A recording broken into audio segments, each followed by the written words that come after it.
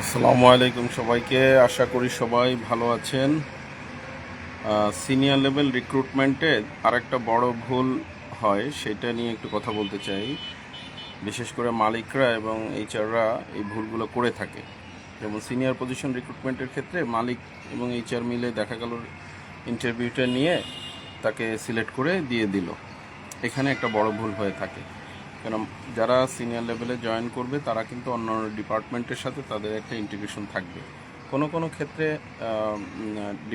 অন্য department head পজিশনে ছোট হতে পারে, বাট নিয়মটা হলো যখন রিক্রুটমেন্টটা মোটামুটি সিলেকশন হয়ে যাবে তখন অন্য অন্য ডিপার্টমেন্টদেরকে ডেকে স্যালারি ট্যালারি এগুলো বাদ দিয়ে এমনি একটা নর্মাল ক্যাচ আপের মতো করে হলেও অন্যদের ওপিনিয়ন নেওয়াটা জরুরি।